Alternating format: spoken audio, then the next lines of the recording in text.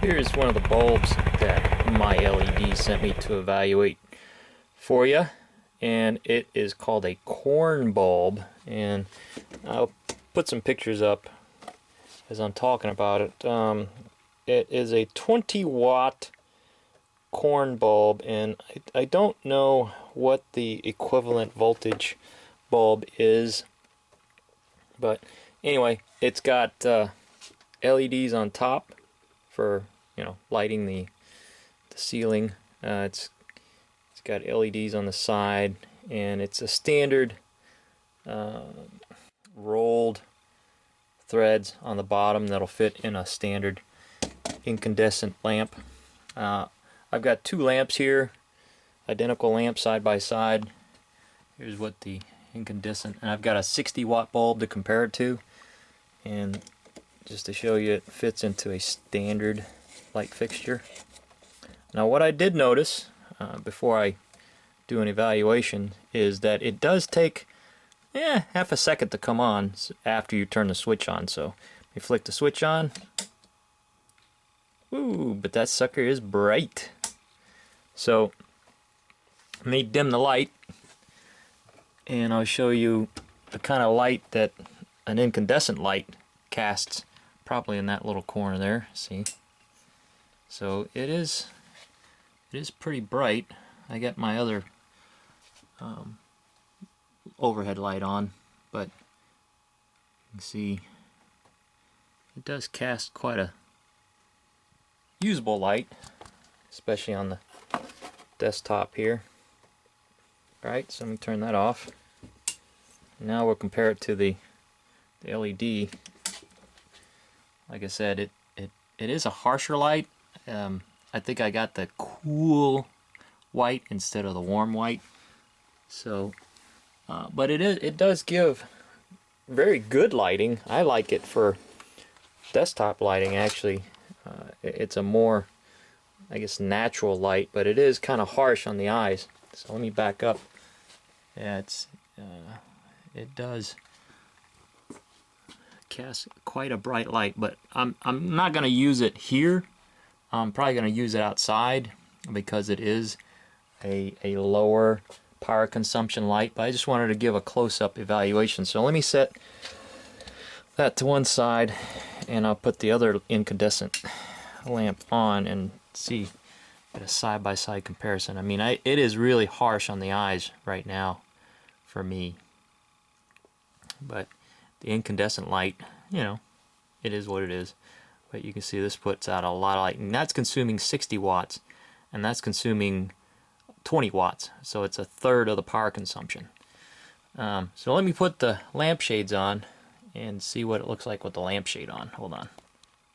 So that's what it looks like with the lampshades on. I would say, before I continue, that just a short amount of time I had the incandescent bulb on, it was warm to the touch, noticeably warm, and quite hot on top. And of course the LED, which was on about the same amount of time, is very cool. There's no noticeable heat to it at all. Another thing you might want to notice is that it does stick up over the lampshade a little bit, so it's kind of level with the lampshade. So unless you were standing right over it, you won't see it, but most lamps are on a nightstand or something. So if that bothers you, especially with the light coming off the top of it, that could be a problem. Like I said, I'm using it in a different application that the light on top doesn't affect it. So let's turn the light off and see what they look like. Alright, normal incandescent. Pretty nice, soft mood light. Alright, let's turn that off, turn the other one on. Again, give it a second. There you go. It does considerably lighten up the room, and I guess it could be a positive that it lights up the ceiling too, so it does help broadcast some background lighting. But I like that if you were trying to read next to it or something, it gives you enough light to be able to read by. You make out that pretty well. I kind of like it. Maybe I might, you know what, I got an idea for this bulb that I may not use for my original idea, but I'll still use it. I'll still show you what I wanted to use it for. So again, let's turn this off to compare it to the incandescent. Yeah, incandescent, softer white. Maybe if I got a softer white bulb or something like that, it might compare a little bit better. But anyway, that's what the difference is. So let's go to the other place that I wanted to try this bulb. My original intent was to use it out here in my front yard.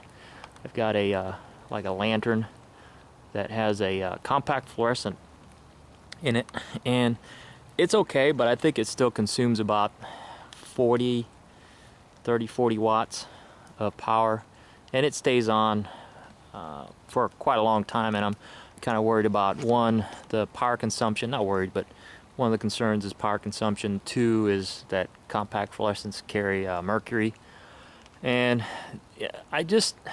they don't last as long as advertised, although this one seems to have lasted quite a bit longer. But so that's the compact fluorescent. Let me show you some things in the background that give you a comparison. So that's a bird cage, or a bird cage. That's a bird bath from the lighting from the compact fluorescent. So let me change it out, and we'll see how it looks compared to the compact fluorescent. And that is the LED replacement bulb, and it is noticeably brighter. I can definitely tell that it's brighter than compact fluorescent. The other thing I noticed removing the old compact fluorescent, I'll show you here, is that it was quite warm to the touch when I took it out. Most of the heat's going to be in here where there's a transformer or something like that that converts 120 volt up to a very high voltage to be able to sustain an arc to energize the mercury vapor inside that compact fluorescent. But let's take a look now. It does cast a little harsher light, but I think for this application you want a lot more light intensity, given that there are no street lights in my neighborhood. Those are just other house lights. But this gives a good marker for my house and my driveway right here that you can't see. But yeah, I think this bulb was about $5 to $6. I don't know, you saw it at the beginning of the video.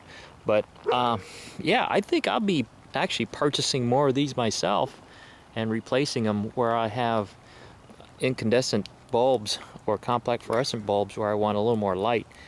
You can't beat that. You can't beat that amount of light for that small amount of power consumption. Let's see what the voltage is on this bad boy, or the wattage. Hang on, let me get my glasses. Okay, I found it. It is it's right here.